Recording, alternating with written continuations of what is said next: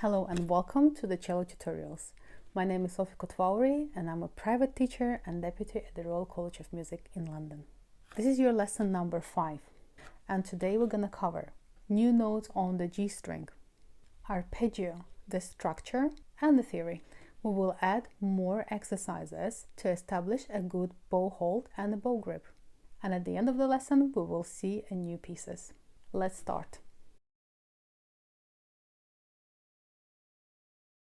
First, let's see the notes on the G string. Prepare your posture, prepare the right hand, prepare the left hand. First position. Let's build up the notes on the G string. Pluck, open G. Next note with the first finger in the first position will be note A. Sing the note A. A. Prepare the first finger, sink into the string. Make sure you're not squeezing with the thumb. Pluck. And here is one hint. You can check if your note was in tune or out of tune by plucking the top string A.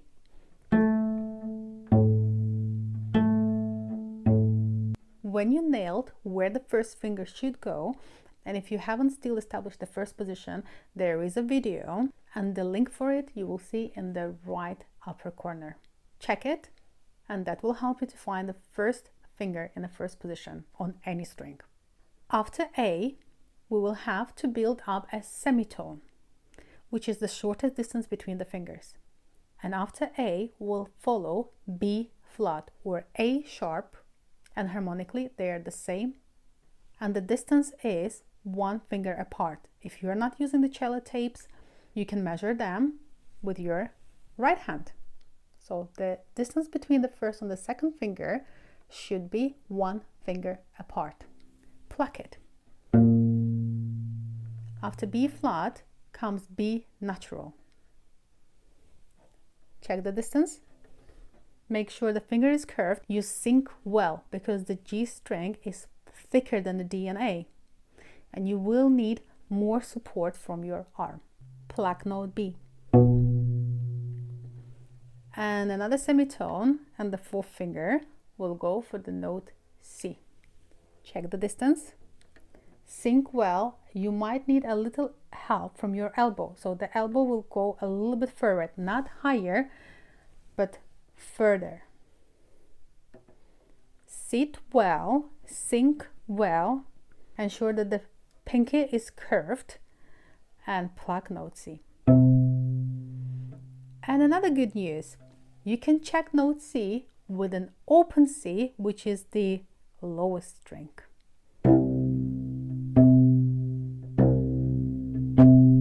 As you can see, on a G string, you can check an intonation by plucking open A and open C.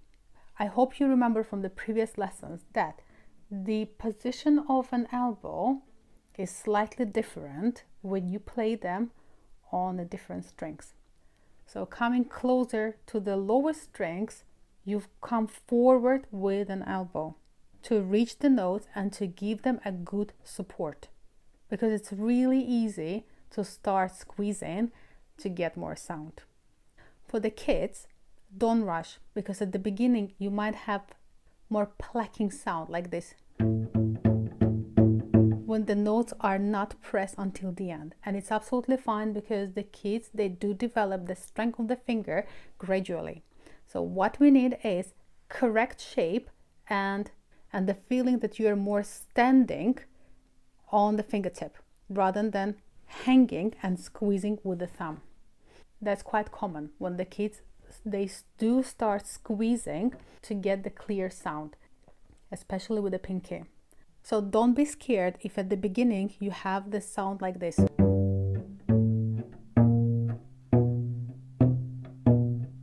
Can you hear? Because the notes are not completely pressed, they are not resonating. Develop the finger strength gradually. We need to avoid that squeezing moment. If you will develop it in the correct way, with the time you will be able to get the third and the fourth finger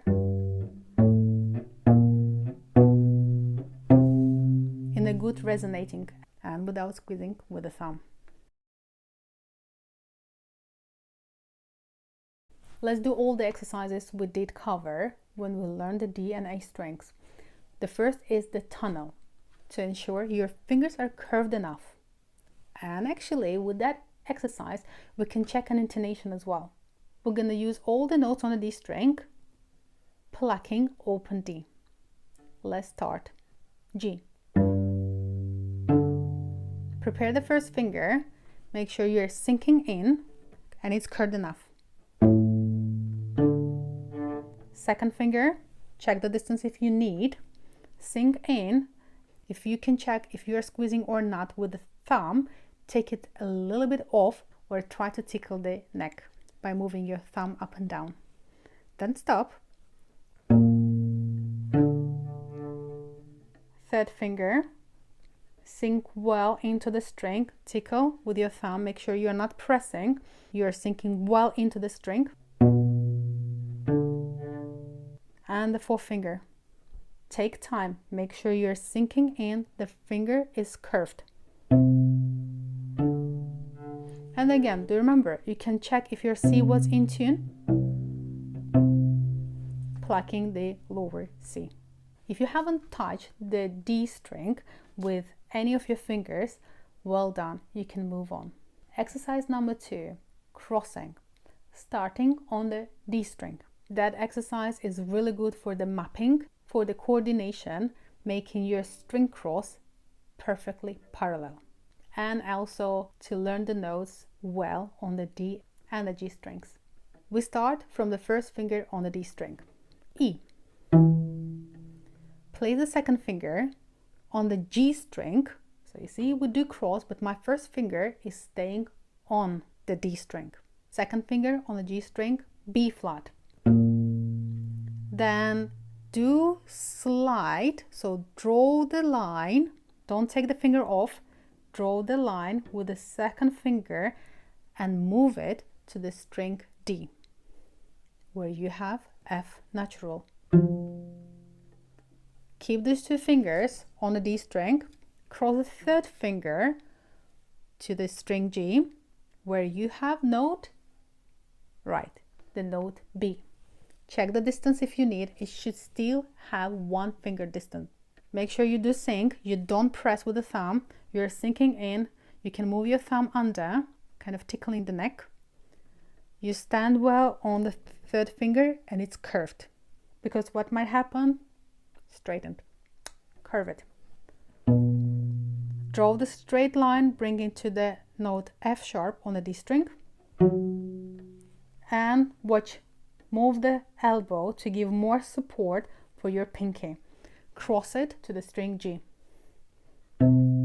Sink into it, make sure the string resonates. If you can't get this, take time, don't worry, you might get this plucking sound, but you still can work on the coordination and mapping.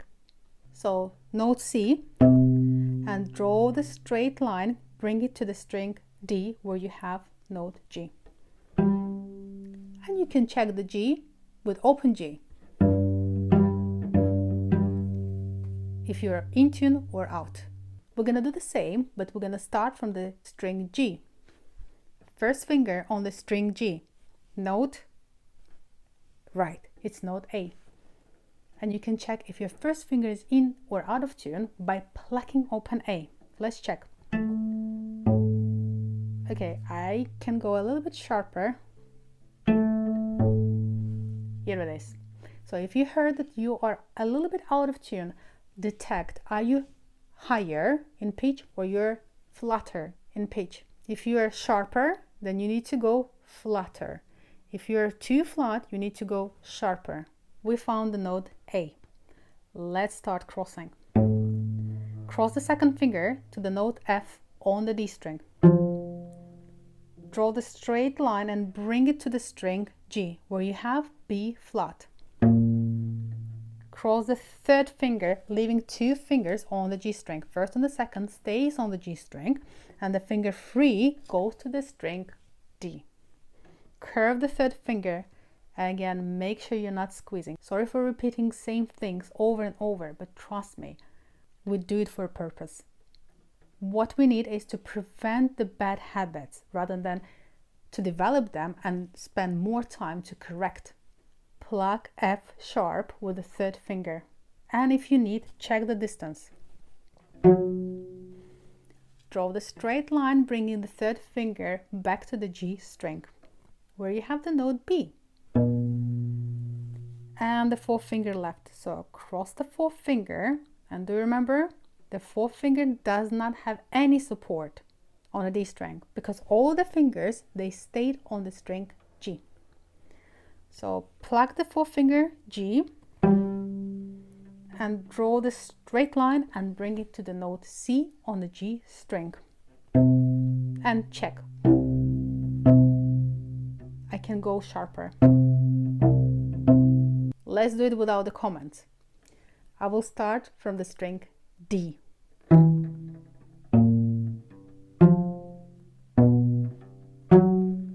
Bring the elbow. Exercise number 2, starting from the string G. I did prepare my first finger to make sure I do start in tune.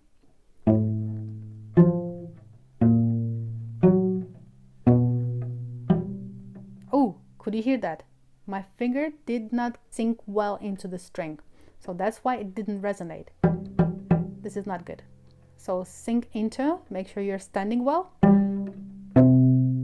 Let's do it one more time to make sure all the fingers are standing well. And you should do the same in your practice, because we all do mistakes and we always can aim to make it better and better. One more time. Let's start from the first finger on the G string.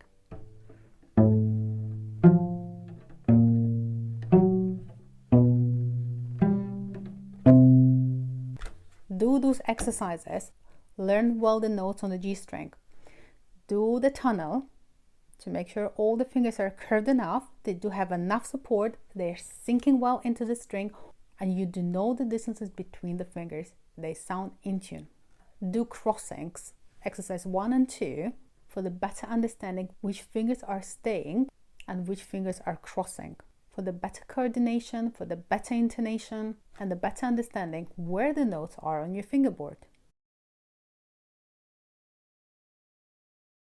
G major scale. It will be very similar to the D major, so please check the video for the D major. You will see the link in the right upper corner.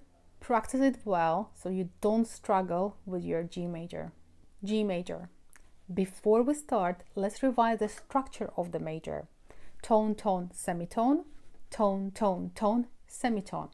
I will tell you in advance to skip all the stages we did cover for the D major when I showed you how to find the correct note without even knowing the key signature. This time let's do the shortcut. The key signature for the G major will be F sharp.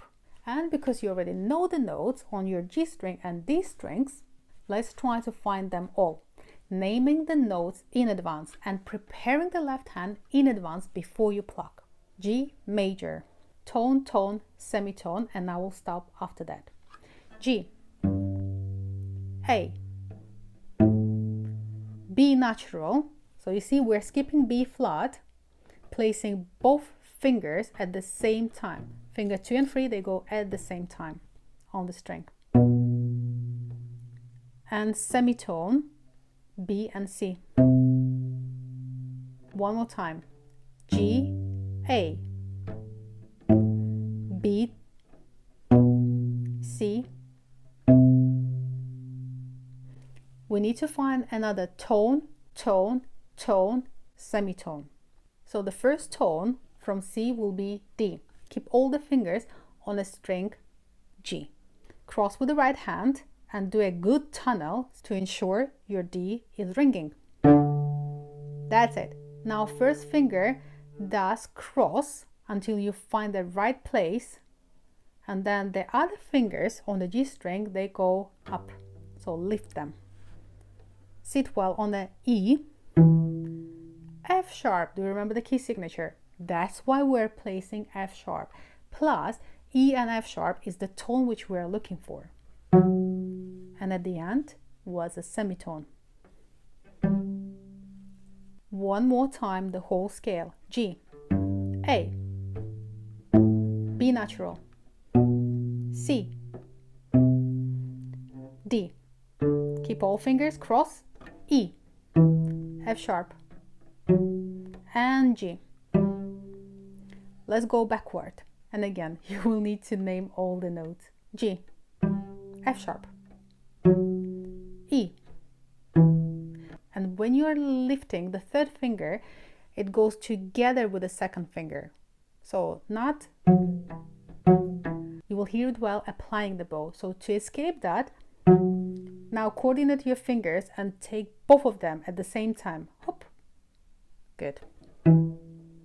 And one more time from the G. F sharp. Lift them both. D. Prepare the position. Sink well. If you need a little bit more support with an elbow, give it. Bring it a little bit forward. Sink well. C. B. Again, same thing. You will need to lift 3 and 2 at the same time. Going to the note A. The whole descending scale, starting from the top G. F sharp. E. D. C. B. A. G. Let's do one more time, G major, without comments.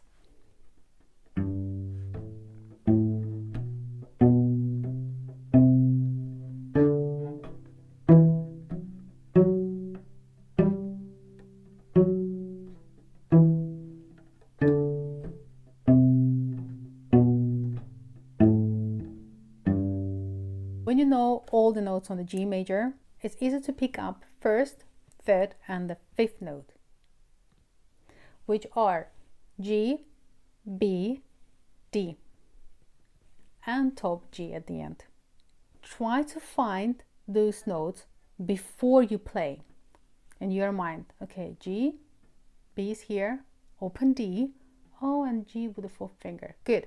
So you're working like a GPS, which shows you the road on the map before you drive. That will help you to avoid any mistake. And only thing you will need to care is intonation. But I will show you one hint how to make it perfect. Prepare the first position. Right. Lift the fingers, but leave them above the notes G, B. Keep the third finger because the next note is D, open string. D, and watch, just add the fourth finger, leaving the other fingers on the strings. Do you understand why are we doing all the string cross exercises and the tunnel? Yes, those are combinations which will help you with your playing in the future. So one more time, D, adding the fourth finger, make sure it's standing well, and go back. G, D, B, which is already waiting for you. See, the third finger is waiting for you. And G. Let's go step by step. First, you must know your notes you're playing. So find them first. Second, try to find them on your fingerboard before you play. Let's call this part a GPS.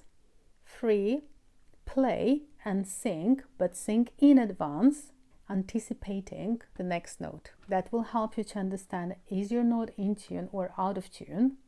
Plus, as we said, it's really hard to say yellow when you see red. If you know your fingerboard really well, saying B but playing B flat will feel awkward. Let's try it without any comment. G major arpeggio.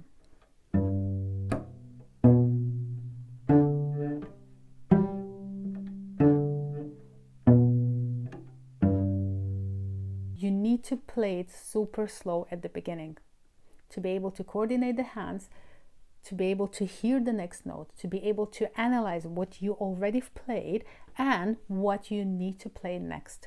And of course, intonation, distances between the fingers, the quality of the note, the quality of the sound are very important. Let's try the same way, D major arpeggio. First, let's try to find the notes. First note, D. Third note, F sharp, because the key signature in D major has F sharp and C sharp. One more note left. After F sharp comes A. D, F sharp, A, and at the end you have the same tonic, D. Let's try quickly to find them. D, F sharp, open A, oh, and top D. Right, stage 2 is done. Now let's try to play and sing. D, F sharp, A. You see, I'm leaving the third finger on and just adding the top note D and go back A, F sharp and D. Let's try it without any comment.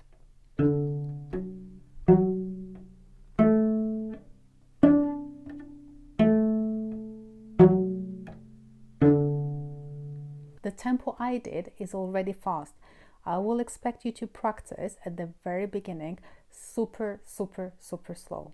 And I will repeat this again. You need that time to analyze, to predict the next note, to correct the mistake, and to get the total control of your playing. And the same way you will be working every time. Doesn't matter you're doing grade 1 or you're doing grade 8, but everything what I already said, it will work. Little theory lesson. Be able to play arpeggio correctly, you need to know 2 things. First is the key signature, and the second, the structure. You build up the major arpeggio using major third following with the minor third. Memorize. We need to build up major third, which contains 2 tones, following by minor third, which contains a tone and a half. But you can skip that part if you know well your key signature. For example, doing D major, we know that the key signature is F sharp and C sharp. And arpeggio notes are D, F, A. But we know that we have F sharp, so the F will become sharp. And if you do a little analysis, then you will find out that the D and F sharp is the major third, and it does contain 2 tones. And F sharp and A is the minor third, and it does contain tone and a half. For example, if you're playing A major, knowing that we have 3 sharps in the key signature, F sharp, C sharp, and G sharp, you can easily build up the major arpeggio A, C sharp, E. But for example, if you forgot the key signature, then please build up major third starting from A using 2 tones, right? It's C sharp. And then from C sharp, build up the minor third, which contains tone and a half, right? It's note E. So you have 2 ways how to build up your arpeggio. The easiest way, memorize your key signature, or an emergency when you did forget your key signature. If that happens, you can always use an intervals. Major third following the minor third. And we are talking about major arpeggio, because in the minor arpeggio you will do opposite. And please do remember, it doesn't matter if you're a beginner or you're advanced. First, what you do, you name the arpeggio notes, and only then you play them. Please don't memorize just the finger pattern, because that's not the secure way how to practice your arpeggios. And pay a lot of attention to your intonation and the sound. And that's why you start your practice with the scales and arpeggios, to get the control of your instrument and the hands, left hand and the right hand, intonation and the sound. And you must start your practice in a really slow tempo. Let's continue to work on your bow grip. Today we're going to see the new exercises for your right hand. And before we start, we need to ensure your bow grip is established. Let's quickly revise how to do that. Place the middle finger on the silver part. Index finger lies down on the leather part, and the 2 of those fingers, they're freely falling down. What left? Thumb. Curve your thumb like a hook and place it right here of the beginning of the heel or the frog. It's kind of you're trying to poke that little corner, the beginning of the frog. Good. As you can see, I'm still holding my bow with the left hand because it's quite heavy, and if I will take my left hand off, that will happen.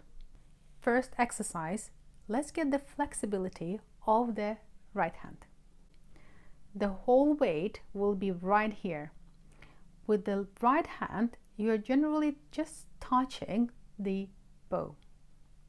What I will ask you to do is try to draw a little circles with the end of the bow.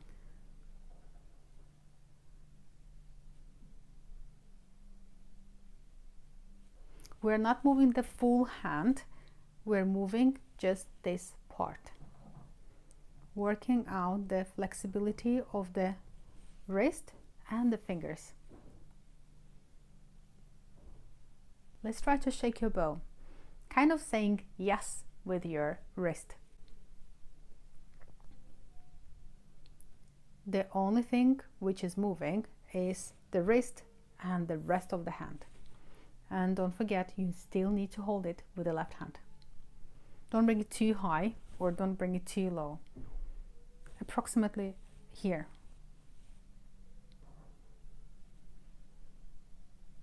Let's do both of them. And go round.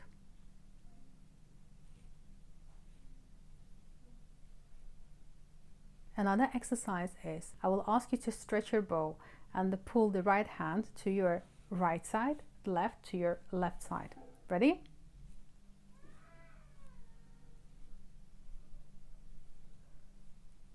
So can you see what happens with the right hand?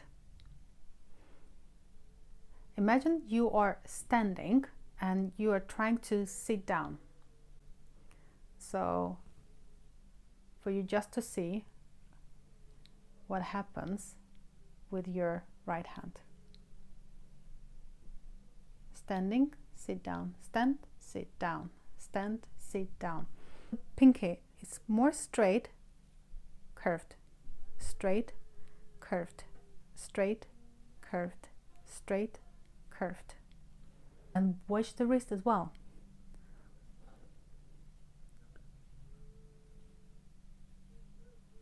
After you've done with those exercises, go vertical and take the left hand off.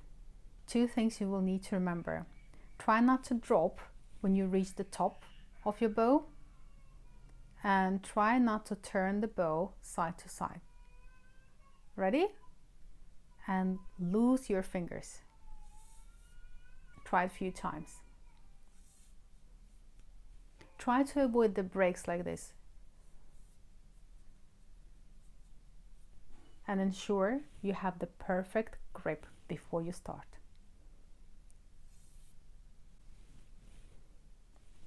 The next exercise is monkey. And it looks quite easy when you do it fast, but many of the students are struggling and they don't understand what actually happens with your fingers. Do it step by step. First, move thumb and get it closer to your index finger. Index finger is staying on the place.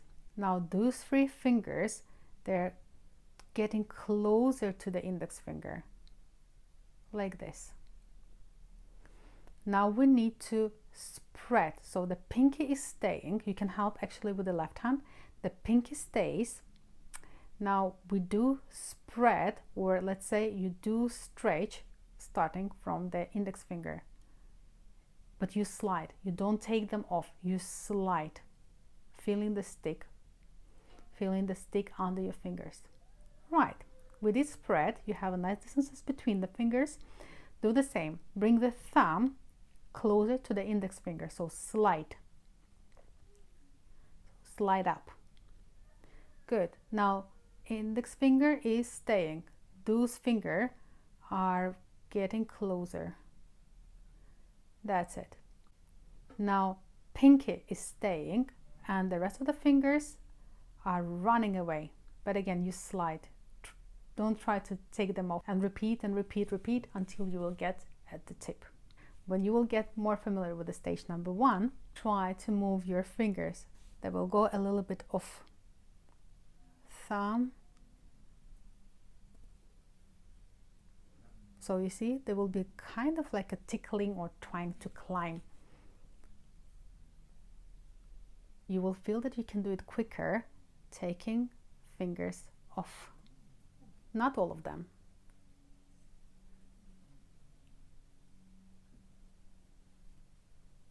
Thumb will always stay on. Now let's make sure the hairs are looking always the same direction.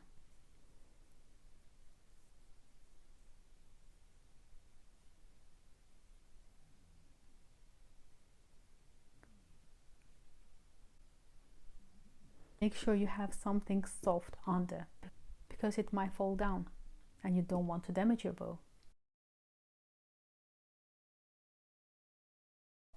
And the last exercise, which will help your pinky to get stronger. You need to control your pinky, because we will apply more exercises later on and you will see that the pinky actually does a lot. So let's do some push-ups. Ensure your grip is correct. The thumb is curved, but place the pinky on the top now, on the top of the stick, and take the left hand off. But don't do it suddenly. Make sure that the right hand is able to hold it and the pinky does a good balance. That's it. Now you will need to push the pinky down and smoothly release. Push, smoothly release. Ensure your bow stays vertical and you don't drop it. One more time. Press with the pinky.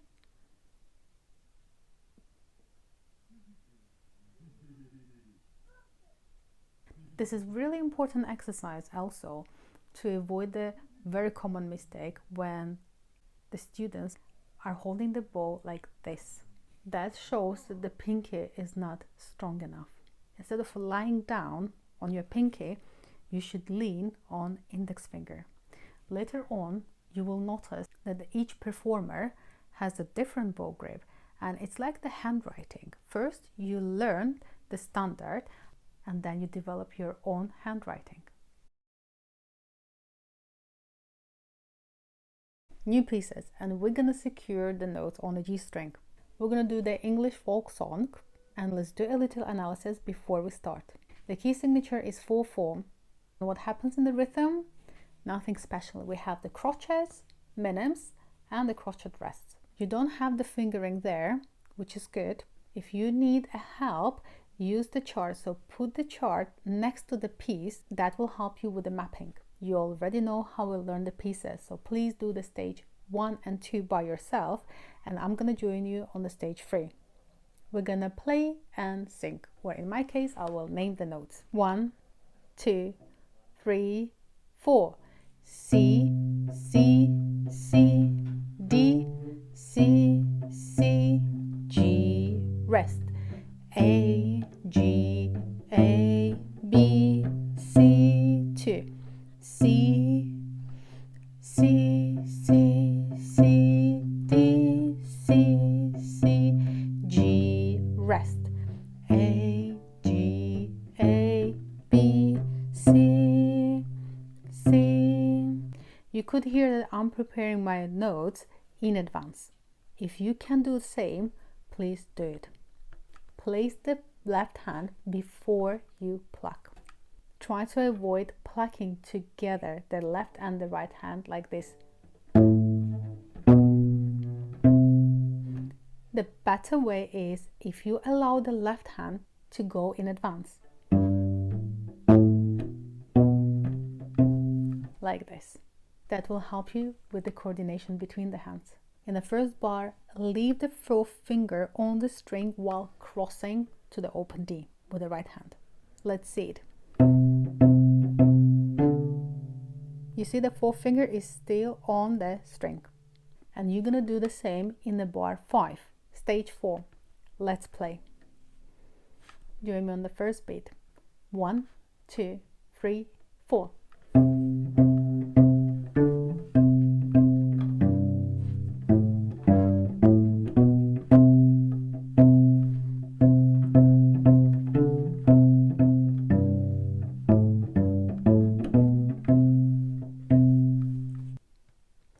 Let's add the dynamics. At the beginning we have forte. In the third bar we have piano, and in the fifth bar we return to the forte. Join me on the first beat. 1, 2, 3, 4.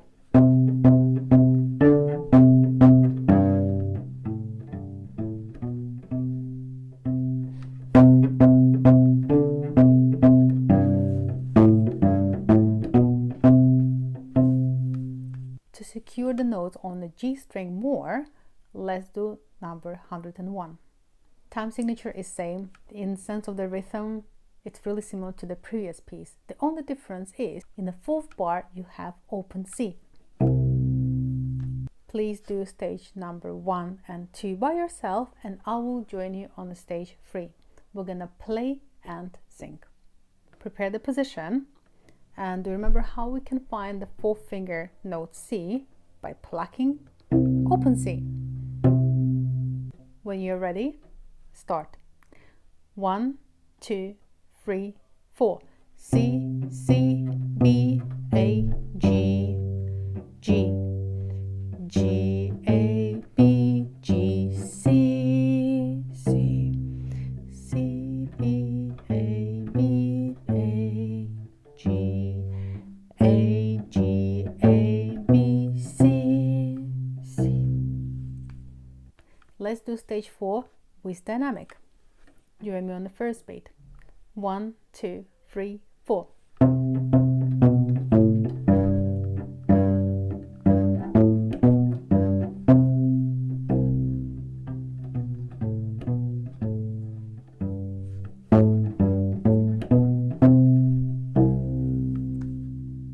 That's it for now.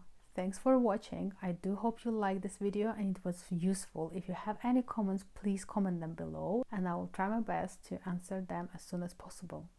If you like this video, put the thumb up and don't forget to subscribe to not to miss new videos. Stay in tune and happy practice. See you next time.